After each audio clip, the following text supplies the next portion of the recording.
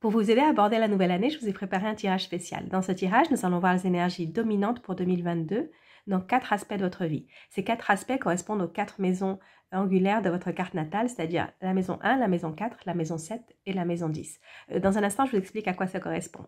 Et je vais aussi vous tirer une énergie protectrice pour l'année ou un ange gardien pour l'année. Ce tirage, c'est un petit extrait du tirage que j'offre, du tirage annuel que j'offre sur ma page. Je vous mettrai les informations en description pour si ça vous intéresse. Pour une lecture plus complète, je vous conseille de regarder le tirage de votre signe solaire, signe lunaire et aussi de votre ascendant. Bonjour à toutes et à tous et bienvenue sur Vénus en exil. Si c'est la première fois que vous voyez une de mes vidéos, Vénus en exil, c'est une chaîne qui est dédiée à l'astrologie, la cartomancie et la spiritualité. Si vous aimez ce genre de contenu, je vous invite à vous abonner et à cliquer sur la petite cloche pour ne rater aucune de mes prochaines vidéos. Bonne année mes très chers Verseaux, je vous souhaite une excellente année 2022, j'espère qu'elle vous apportera beaucoup de bonheur. On va voir maintenant votre tirage des énergies dominantes. On va voir 4 aspects de votre vie. Pour les Verseaux de signe solaire, signe lunaire et ascendant. On va d'abord faire une première coupe, juste pour avoir une idée générale. Okay. Beaucoup de soleil cette année pour vous. Avec l'élévation, les présents, c'est une année de beaucoup de satisfaction. Vous allez recevoir beaucoup de satisfaction cette année. C'est une année où vous allez vraiment avancer. Vous allez avancer vers quelque chose. Si vous avez un objectif au début de l'année, vous allez l'atteindre. À la fin de l'année, il y a vraiment une évolution. Il y a une évolution. Et sur votre chemin, il y a ici avec les présents, il y a des petites satisfactions. C'est comme si vous aviez je sais pas, au début de l'année, vous vous lancez un objectif et vous allez atteindre cet objectif. Mais en allant vers cet objectif, vous allez réussir plusieurs petits autres objectifs que vous avez, ou c'était peut-être même pas des objectifs, mais ça va vous donner des petites récompenses sur le chemin. Donc on va voir des énergies dominantes en maison 1, maison 4, maison 7 et maison 10. Donc la maison 1, c'est celle qui vous représente. C'est qui vous êtes cette année un petit peu, quelles énergies sont celles qui vous poussent cette année, comment vous abordez l'année et aussi ce que vous projetez, l'image que vous projetez. Donc ici, ça va être une année où vous allez avancer d'une manière un peu... on voyait dans la coupe que vous allez arriver à vos objectifs, mais vous allez avoir une manière d'avancer, une manière d'aborder les choses qui est comme saccadée. Ça va être très lent au départ et après, boum, on avance très vite. Ça va pas être très régulier. Et les choses, elles vont pas se faire dans les temps que vous voulez. C'est comme si vous alliez faire comme un petit agenda là, au niveau de l'année. Vous allez dire, ah, donc ce mois-ci, j'ai prévu ça, ce mois-ci, j'ai prévu ça. Et vos plans, ils vont être complètement chamboulés. Vous n'allez pas vous tenir à ça. Il y a peut-être certaines choses que vous allez vouloir avoir rapidement et à la fin, vous allez les repousser pour la fin de l'année, pour plus tard, pour plus tard, pour plus tard. Je sens comme aussi de l'énergie un peu dispersée. C'est comme si on va dans différentes directions et à la fin, on va nulle part. On va voir les autres aspects, mais je sens que c'est ça. Je sens que vous allez vous mettre vous-même beaucoup de limites. Vous allez vous mettre beaucoup de limites pour arriver aux choses. Mais vous y arrivez, à mon avis, avec la coupe, que vous arrivez à vos objectifs. Mais c'est comme si vous ne croyez pas en vous cette année. Je sens que c'est ça, c'est peut-être ça. C'est peut-être que vous avez laissé tout ce qu'on vous a dit, les choses qu'on vous dit, vous atteindre. Et donc, je sens que c'est une année où, au moment de vous lancer, où vous allez avoir beaucoup d'hésitation. C'est vraiment différent de la coupe que vous avez. Donc, je sens que c'est quelque chose qui... où les circonstances, elles vont être différentes pour vous. Mais ces satisfactions qu'on a vues dans la coupe, ces choses auxquelles... ces objectifs que vous atteignez, en fait, ça va être comme malgré vous. Parce que vous allez comme pas y croire, pas vouloir, pas vous lancer... être hésitante au moment de commencer, au moment de... ah non, c'est pas suffisant, c'est pas bien, je dois faire plus d'efforts. Par exemple, je sais pas, un exemple, hein, vous voulez présenter quelque chose, un projet quelconque, vous voulez présenter, ou même vous voulez sortir. Vous allez sortir et vous allez mettre genre 3-4 heures à vous préparer parce que non, ça va pas, ce cheveu il est pas à sa place, mon maquillage n'est pas fait, ah non, je change 10 000 fois de tenue parce qu'on m'a dit que non, ça me va pas, cette couleur me va pas, ah oui, un tel m'a dit que ça me convient pas, cette couleur va pas avec moi, ou cette coupe ne va pas avec moi, et vous allez vraiment vous mettre plein de limites parce que vous allez croire ce qu'on vous a dit. Et après, en fait, j'ai l'impression que c'est les circonstances autour de vous qui vont être beaucoup plus faciles que ce que vous pensez. Oui, c'est ça. C'est comme si vous vous mettez plus de limites que ce qu'il y a en réalité. Donc, on va voir maintenant les énergies que vous avez en maison 4, ça c'est la maison, ça représente votre maison, ça représente votre foyer, là où vous vivez, avec qui vous vivez, donc ça peut être aussi la famille, ça représente votre relation avec les parents. Si on a l'union, l'étoile de l'homme et le départ. Donc là, c'est plutôt positif au niveau de la maison 4. Ici, l'union, ça nous parle d'un foyer uni, d'un projet comme d'un projet de vie à deux, mais qui se lance dans quelque chose de nouveau. Ici, avec le départ, ça peut être pour certaines personnes, vous et votre couple, où vous partez à deux. Vous partez à deux pour de nouveaux horizons. Donc pour certains Verseaux, ça peut être un déménagement. Ça peut être un déménagement pour vivre en couple aussi, ça peut être ça. Peut-être que vous viviez seul et là vous allez vivre avec quelqu'un. Peut-être que vous allez changer aussi de lieu de résidence. Ici avec le départ, ça peut être ça peut être un départ à l'étranger. Mais c'est quelque chose qui vient de vous. C'est-à-dire vous prenez cette décision. Donc ici on a vu qu'au moment de vous lancer, vous allez avoir beaucoup d'hésitation, mais par rapport à ça, non. Ici, l'hésitation, ça doit être pour dans d'autres thèmes de votre vie, mais au niveau de là où vous vivez ou avec qui vous vivez, vous allez être très décidé, vous allez prendre les devants sur ça. Et peut-être qu'au départ, vous partez seul.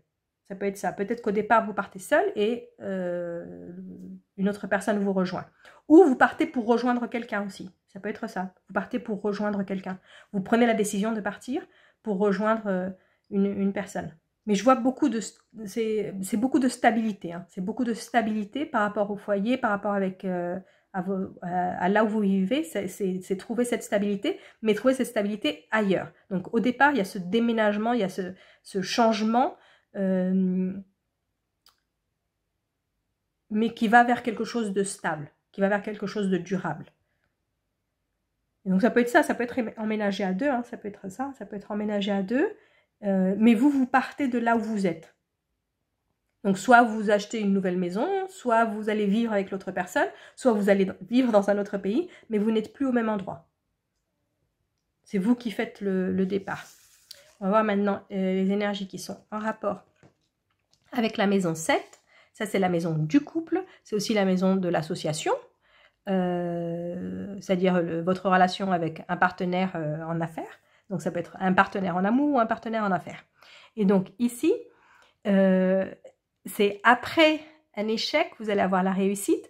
Donc, c'est peut-être pour ça aussi que vous avez ces cartes-là que je vous disais au départ, où vous appréhendez les choses, où vous ne croyez pas en vous, parce que justement, il y a une situation qui ne vous a pas réussi. Mais là, vous allez donner comme un changement. Il y a un changement positif. Donc, si c'est votre relation, si c'est votre relation de couple, ici, parce que je vous dis, ça peut être votre relation de couple ou relation avec un partenaire en affaires. Donc, c'est une relation de couple, c'est après des moments difficiles ou après une relation qui n'a pas marché, enfin trouver une relation qui marche. Ici, c'est une relation qui marche, c'est une relation où vous avez vraiment votre place. C'est vraiment où l'autre personne vous admire. Vous vous sentez admiré par l'autre personne. Donc ça peut être pour certaines personnes une nouvelle relation, mais que vous allez voir, vous allez beaucoup comparer avec une relation précédente. C'est ça, je sens que c'est ça. Vous allez comparer avec une relation précédente et vous allez vous sentir beaucoup mieux dans cette relation. Ici, vous allez avoir beaucoup de satisfaction au niveau de la relation de couple et vous allez sentir que c'est enfin, C'est cette idée de enfin ça marche, enfin j'ai quelqu'un qui m'apprécie à ma juste valeur, enfin j'ai du succès. Si c'est pour la relation avec les partenaires, ça peut être aussi ça. Ça peut être une association qui devient très fructueuse et une association qui a eu beaucoup de problèmes au départ ou qui aura des problèmes au début de l'année, peut-être un petit échec au début de l'année et après ça marche enfin. Donc un projet à deux qui marche enfin. Où vous êtes reconnu, où ici avec les honneurs, où vous êtes vraiment apprécié, où ça... Et je sens beaucoup ce... Enfin, ça marche. Alors, ensuite, c'est quelque chose de mérité. Hein. Je sens que c'est quelque chose de mérité après beaucoup d'efforts et après un échec. Donc, que ce soit la relation de couple ou avec une association d'affaires, c'est quelque chose qui réussit après un échec. Donc, on va voir ici ce que vous avez dans la maison 10. Donc, la maison 10, ça, c'est la maison qui représente votre carrière. La projection que vous avez dans votre carrière, ça peut représenter aussi vos relations avec vos chefs, votre statut au sein de la société. Donc ici, il y a des nouveautés. Ça peut être ici, si vous travaillez avec, dans une association où vous travaillez avec quelqu'un en particulier, après des conflits, après des problèmes pour certaines personnes, même des problèmes légaux, vous allez avoir une nouvelle opportunité. Une nouvelle opportunité qui va vous changer la vie. Ici, avec la destinée, et ça va dépendre de vous. Hein. L'opportunité se présente, mais vous en faites ce que vous en faites. Hein. Si vous la laissez passer, c'est vous qui la laissez passer. C'est à vous de prendre les choses en main ici. Donc, vous avez une nouvelle opportunité au niveau de la carrière qui se présente après un moment difficile. Ici, ça me parle d'un moment difficile au départ, de conflit.